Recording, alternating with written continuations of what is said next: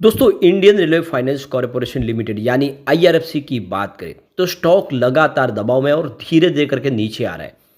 क्या यहाँ से एक बार प्रॉफिट बुक करके निकल जाए या फिर यहाँ से एक अच्छी तेजी की संभावना बन सकती है? मार्केट एक्सपर्ट क्या कह रहे हैं स्टॉक को लेकर? अब आईआरएफसी के लिए जो सबसे बड़ा जो पॉजिटिव ट्रिगर है तो वो है सरकार की अनाउंसमेंट। बहुत सारा इस बार कैपेक्स अनाउंस किया गया है रेलवे सेक्टर के लिए। बहुत सारी नई ट्रेनें शुरू होने जा रही है जिसमें अमृत भारत से लेके वंदे भारत स्लीपर और नमो भारत, यानी आने वाले समय पूरा रूप रंग बदलने वाला है रेलवे का। इसके अलावा आप देख सकते हो कि कवच टेक्नोलॉजी जो आने वाले समय में सभी ट्रैक को उससे लैस करना है, तो उसमें तो बहुत सारा खर्च होना है। सभी रेलवे स्टेशन है उसको एयरपोर्ट की तर्ज पे बनाना है, तो करीब 543 से ऊपर के रेलवे स्टेशन हैं जो आने वाले समय में बिल्कुल मॉडर्न टेक्नोलॉजी से लैस किए जाएंगे। ये सारा बहुत सारा खर्च होने वाला है। ऐसे में रेलवे सेक्टर को फंड प्रोवाइड करने का काम आईआरएफसी ही करती है। ऐसे में क्या ये स्टॉक कमाल कर सकता है, जानने की कोशिश करेंगे इस वीडियो के माध्यम से। लेकिन फ्रेंड उससे पहले अगर आप पहली बार हमारे चैनल पे आए तो चैनल को सब्सक्राइब कर दीजिए, एक बेल आइकॉन दबा दीजिए ताकि जब भी नया वीडियो बने पहला नोटिफिकेशन आपको मिले। वीडियो पसंद आए तो लाइक से जरूर कीजिए। चलो फ्रेंड्स वीडियो स्टार्ट करते हैं। मैं हूँ आपका दोस्त एस बी दवे और हमारे अपने चैनल ऑनलाइन कमाई में आपका बहुत बहुत स्वागत है। तो सबसे पहले आज के कारोबार की बात करें तो स्टॉक की शुरुआत बिल्कुल फ्लैट हुई 176 पर, जो कल की क्लोजिंग थी। इंट्राडे में यही 176 का ही है और यहाँ से गिरावट की संभावना बन गई। स्टॉक 173 का इंट्राडे में इसने लो बनाया और क्लोजिंग बिल्कुल नीचे की तरफ ही रही है 173 पर, जहाँ पे हमें 1.43% की गिरावट देखने को मिली। तो ये क्लियरली देख सकते हो स्टॉक दबाव में है। अब यहाँ पे अच्छी बात है कि वॉल्यूम एक लगभग एक जैसा है और वॉल्यूम ठीक ठाक हो रहा है। इसमें आप ये समझ सकते हो कि फिलहाल कोई ये बहुत बड़ी कोई उठापटक भी नहीं है। पिछले एक महीने पहले इसका 3 करोड़ का वॉल्यूम था, 76 लाख का डिलीवरी बेस काम होता है, जिसमें आप कह सकते हैं कि ज़्यादा करके इंट्राडे हुआ है। और 1 वीक पहले 2 करोड़ का वॉल्यूम होता, सामने 59 लाख का डिलीवरी बेस काम हुआ।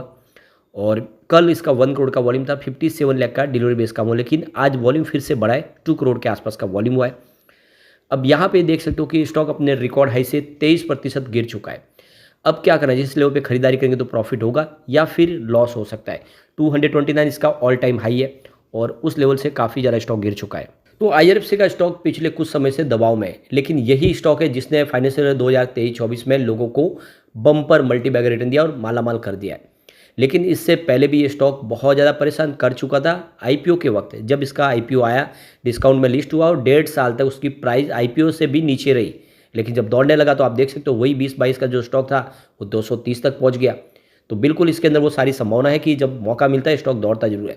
तो टेक्निकल एनालिस्ट मानस जायसवाल का मानना है कि फिलहाल आईआरएफसी के शेयरों को लेकर ट्रेडर्स को सतर्क रहने की जरूरत है। उन्होंने कहा है कि इस सरकारी रेलवे कंपनी के शेयर में चार्ट पैटर्न पर देखें तो हम सपोर्ट लेवल के आसपास ये काम कर रहा है। मानस जायसवाल ने कहा है कि यहाँ पे आईआरएफसी के शेयरों के प्रति आपको थोड़ा सतर्क रहना है। तो चार्ट पर लोअर टॉप और लोअर बॉटम बन रहा है और अब अपने एक बेहद अहम सपोर्ट लेवल के करीब पहुंच गया है। तो मानस जायसवाल जिस अहम लेवल का जिक्र करें वो आईआरएफसी के उसका 100 दिनों का मूविंग एवरेज है, जो फिलहाल करीब 170 के स्तर पर है। उन्होंने कहा कि अगर स्टॉक अपने 100 डे मूविंग एवरेज से भी नीचे गिरता है तो यह फिर 150 तक जा सकता है, और जहां पर इसका 200 दिन का एक मूविंग एवरेज बनता वो दिखाई दे रहा है। वैसे मानस जायसवाल ने यहाँ पे 172 का एक पोजिशनल स्टॉप लॉस रखने की सलाह दी है। अगर इससे नीचे गिरता है तो आपकी जो लॉन्ग पोजीशन है उससे बाहर निकलना चाहिए। यानी एक तरह से देखें तो स्टॉक इस समय तो दबाव में है और गिरावट और देखने को मिल सकती है। नए निवेशकों को सलाह दी जा रही है कि यह शेयर जब तक 190 के नीचे तब तक इसमें पोजीशन लेने से बचना चाहिए, और इसके ऊपर चला जाए तो फिर आप एंट्री कर सकते हैं। 190 के स्तर को तोड़ना जरूरी है, तभी बड़ी तेजी इसमें बन सकती है। दूसरी तरफ 80 नाउ संदेश के तरफ स्वदेश के जो मार्केट एक्सपर्ट है वो स्टॉक को लेकर बुलिश है और लॉन्ग टर्म इन्वेस्टर को ये सलाह है कि वो खरीदारी कर सकते हैं, क्योंकि आने वाले समय एक बड़े करेक्शन के बाद स्टॉक बेहतर प्रदर्शन कर सकता है। और देख सकते हो कि 230 से 177 के आसपास स्टॉक आया। तो लॉन्ग टर्म इन्वेस्टर इसको होल्ड करके रख सकते हैं। शॉर्ट टर्म इन्वेस्टर को इस समय थोड़ा सा स्टॉक से बचना चाहिए। यहाँ पे अगर हम इसकी परफॉर्मेंस की बात करें तो प्राइस टू अर्निंग मल्टीपल इस समय कंपनी का 36.1x के आसपास है और प्राइस टू बुक वैल्यू इस समय 4.62x के आसपास है। इस समय अगर आप देखें तो ये हायर साइड दिखा दे कंपेयर टू इंडस्ट्रीज एवरेज, यानी आरओसी और आरओई देखें कंपनी का तो 5.73% और 13.7% के आसपास है। टोटल टर्नओवर इस समय देखें तो बढ़ते हुए आपको 26,645 करोड़ तक ज़्यादा वो दिखाई देगा फाइनेंशियल ईयर 2023-24 के लिए, जो देख सकते हो कि 23,722 के आसपास था एक साल पहले। अब नेट प्रॉफिट देखें कंपनी का तो उसमें भी अच्छी खासी वृद्धि हुई है, 6,412 करोड़ के आसपास देख सकते हो कि आया है, जो एक साल पहले 6,162 करोड़ के आसपास था। तो कंपनी का नेट प्रॉफिट बढ़ा है और सेल्स प्रॉफिट ग्रोथ में देखें तो 16% की वृद्धि देखने को मिल रही है और 25% की वृद्धि देख सकते हो कि प्रॉफिट ग्रोथ में। तो क्लियरली देख सकते हो कि यहाँ पे इस समय जो मार्केट एक्सपर्ट है वो कह रहे हैं कि बिजनेस देख के यहाँ पे निवेश के बारे में सोचा जा सकता है, क्योंकि कंपनी बेहतर प्रदर्शन कर रही है।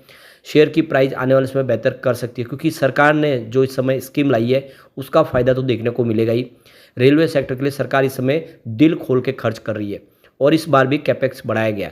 तो आने वाले समय जो रेलवे के जो दोहरीकरण हो, यानी रेलवे ट्रैक को डबल करना हो, रेलवे का इलेक्ट्रिफिकेशन जो बाकी है उसको पूरा करना हो, इस तरह से जितनी भी स्कीम आ रही है और जो सरकार का निवेश है वो सारा का सारा आईआरएफसी के थ्रू ही होगा। आईआरएफसी के लिए जो सबसे बड़ा प्लस पॉइंट है कि इस स्टॉक को सरकार ने टैक्स के दायरे से बाहर रखा है, किसी प्रकार का टैक्स पे कंपनी नहीं करती है। इसके अलावा जो इसके पास जो एम्प्लॉय की टीम है वो बहुत कम है, 45 एम्प्लॉयज़ के आसपास है कंपनी के, जिससे आप समझ सकते हो कि कंपनी का खर्च ही बहुत कम है, जो इसके लिए एक बड़ा प्लस पॉइंट साबित होता है।